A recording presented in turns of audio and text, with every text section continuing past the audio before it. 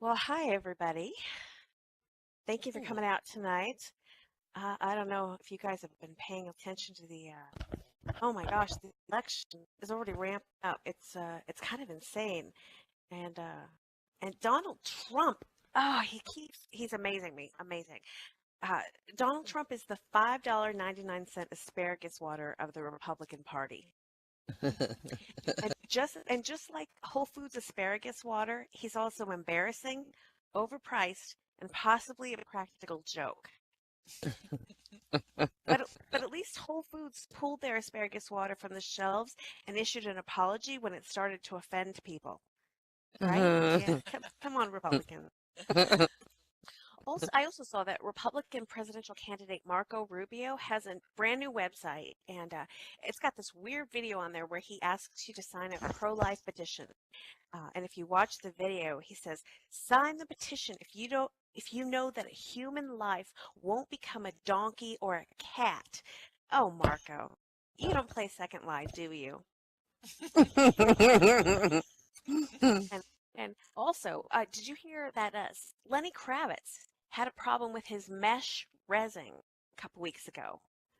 Yeah, during a Yes. concert in Stockholm, he slid his leather pants right in the front and exposed his entire penis. It just fell out for the whole audience to see. Have you guys seen the video? You got to see the video. I did. No.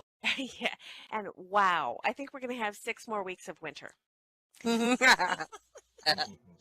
Lenny, even I wear underwear under my mesh. Just saying. I've also been besides Second Life, I've also been I like to read, and I've been doing a lot of reading lately about the birth order theory of personality. You guys heard about that? Where you have certain personality traits based on how if you were a firstborn or a lastborn or a middle child. I'm the oldest of four girls, and I think the birth order effect happens because parents they change a lot with each kid.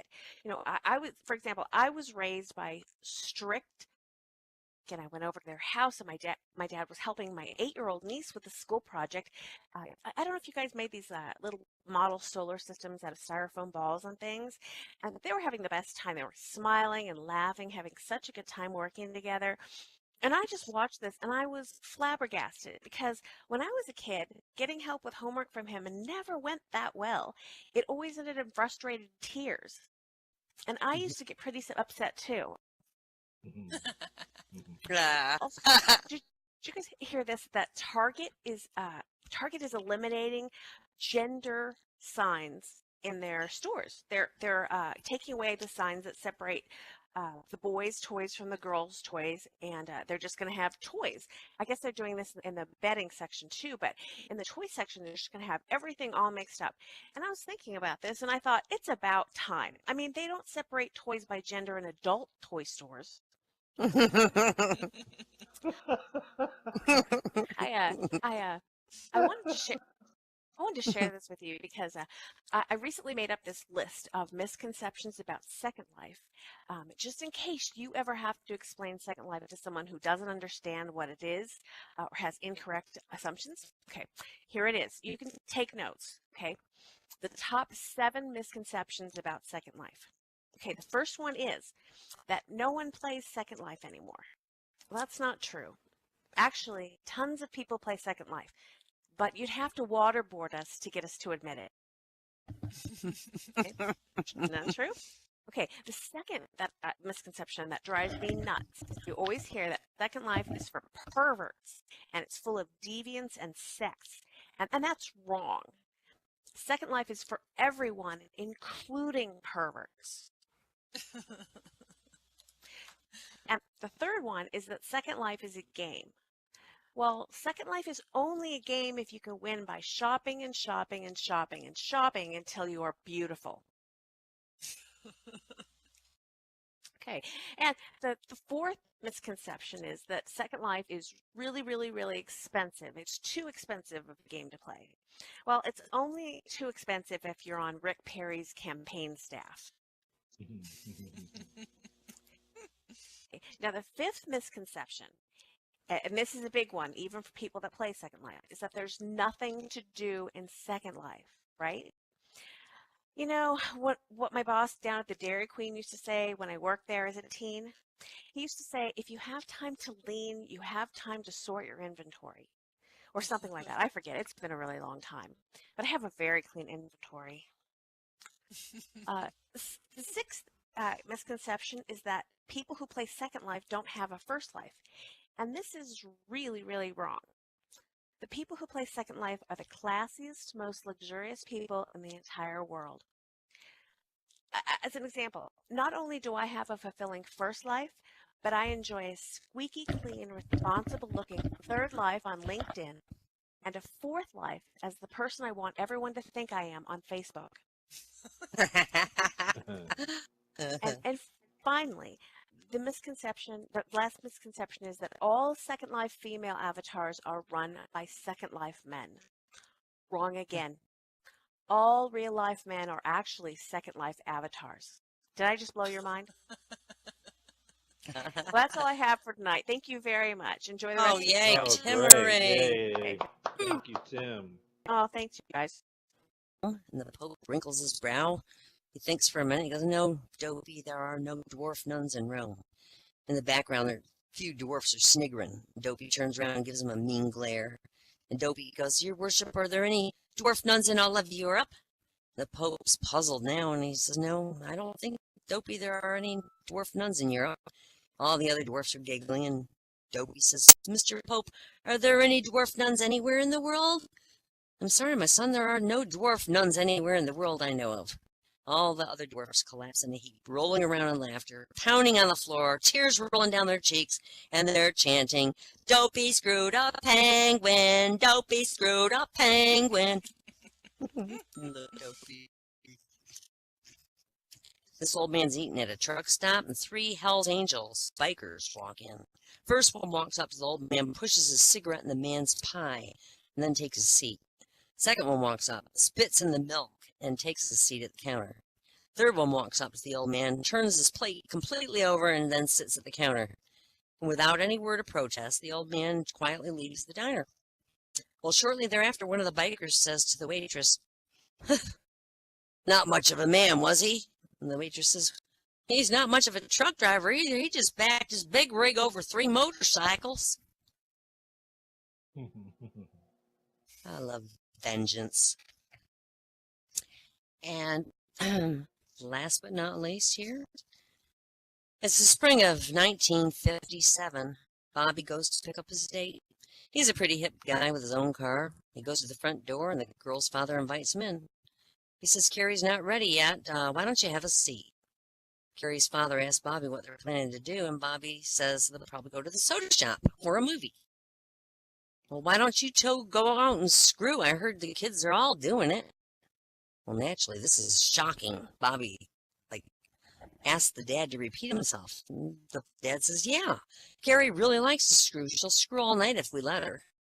Well, a few minutes later, Carrie comes downstairs in her cute little poodle skirt and announces she's ready to go, and Bobby is almost breathless with anticipation. He escorts the date out the front door.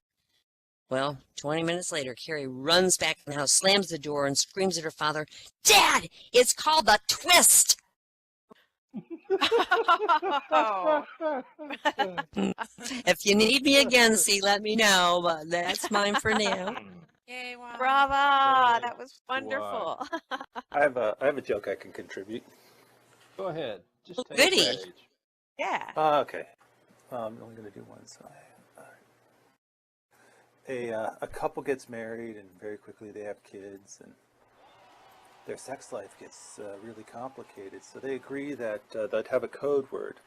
When either one of them wants to have sex, they will say, I'd like to do a load of laundry. So one day the husband's really horny, and he says to the wife, oh, let's do a load of laundry. She says, not right now, I got to run the kids to school, but when we get back, we could do it. So the wife takes the kids to school, comes back, says to her husband, okay, babe, I'm ready to do laundry. He said, well, that's okay, honey, I took care of it. It was a small load, and I did it by hand. Good one. Oh, nice. Good. Oh. Thank you. Woo! Thank you so much. Have you guys what is it with stuff in the grocery store that you like? Have you ever noticed that you find something that you really like in the grocery store and you like really get attached to it and you're looking forward to it, and of course they stop making it? Have y'all ever had that happen? Oh, Oh, I hate it. It's awful, and annoying. it's happening all the time. But the grocery store itself is such a horrible place. I mean, it's so horrible because the other day I was in there and I looked on the back of this jar, and I looked down at the fine print and it said may contain peanuts. And I'm thinking, well, this is stupid. This is a jar of peanuts. It's like, what are they going to do? Accidentally put filberts in there? The other thing that drives me crazy is, I know it's especially true with cookies and cereal for some reason, but if you pick up a box of cookies, you think, man, these cookies look great. They must be about the size of a freaking manhole cover. They're huge. And you get them home and you open up the box and you pull them out and they're about as big as a nickel. And it's like, wait a minute. There's a discrepancy between the anticipated size of the cookie and the actual size of the cookie. And you look on the box and then there's those little words I hate to read, enlarged to show texture. And I'm like, how big a problem is that with food? I mean, have you ever said, you know, that would have been so much better if the texture had been like a number 4 grit sandpaper instead of the smooth texture that it was. You know, you don't ever watch a food channel. It's like, you know, your dish would have been delicious. I mean, it tasted great, but this texture sucks. You're going to have to go back. So I decided, Color does that. Yeah, I finally decided whenever I saw enlarged to show texture on the box and a 1-800 number, I would do this. I would call the number, and it would be like, "This is the Nabisco hotline. How may I help you?" It's like, "Yes, I have a package of Chips Ahoy Oreo stuffed cookies." And she's like, "Yeah, what's the problem?" It's like, "Well, you know how you enlarge the picture on the front to show the texture?" Yes, of course. I know what you're talking about. Yes, okay. Well, my eyes aren't really what they used to be. Could you make that picture a little bigger from now on the package so that I could get a better idea of the texture? Because if I can't read it, then it's going to really be a problem. Anyway, I don't like to talk about my real life and Second Life much. I probably like to talk about it actually more than you like to hear about it. But in real life, I really am going through a very messy divorce, and you probably understand after hearing my act. But about a year ago, my wife picked up everything and left me. And that was bad, but what really hurt was she left me for another woman, and it didn't hurt me because she left me for another woman. I was just thinking, baby, you could have done that here. Just let me make some microwave popcorn, and I'll sit over in the corner and be very, very quiet. Lord. I know that I just don't think it's going to work out, and I just don't think that her relationship with a woman is going to work out. And I'm not anti-gay at all, and I know some of you women are going to get upset, but there's things that a guy has that a woman doesn't have that I know she's going to miss. Now, I'm not talking about dick, because let's face it, the male penis is obsolete. We have been leapfrogged by robot technology with all kinds of shape sizes, different quantities of batteries, and little stimulant attachments that, unless we do some incredible X-Men morphing over the next couple of generations, we'll never be able to catch up. No, she's not, Exactly. She's not going to miss the dick, but she dearly loved to break my balls. And you've heard of the game Whack-A-Mole? We had this game we used to play called Smack-A-Nad, and it was sort of like a combination between trivia game and Fear Factor, because it always started with a question, and then the question was, to me, and if I got it right, nothing happened, but that never happens. For example, she came and she said, "Honey, what did I say to you about eating Fritos in the living room and drinking your beer while you're watching wrestling?" And I'm like, well, I think we had said that because I work really hard and this is my home, I should be able to come home and have a beer and some Fritos and relax and enjoy wrestling. And she's like, "No! The correct answer is ants. Ants! Ants!" You get crumbs in the carpet, and ants come in from outside from all around and get ants. Now go get the rubber mallet and the cutting board from the kitchen. So,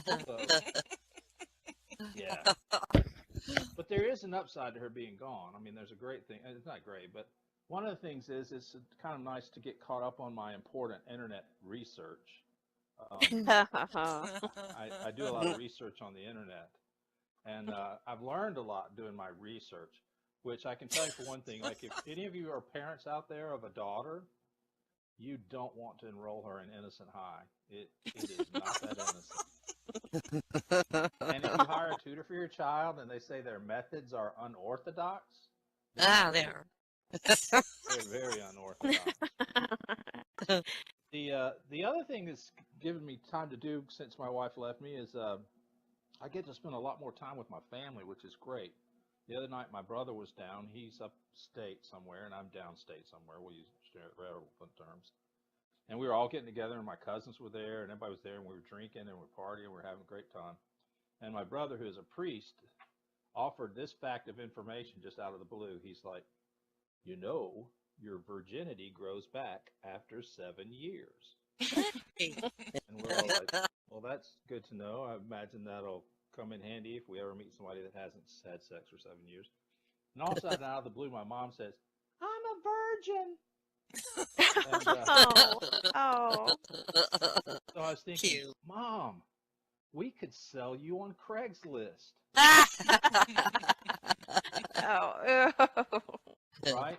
I can read the ad now. Virgin for sale, might need a breathing treatment in the middle, no rough sex, prone to breaking hips.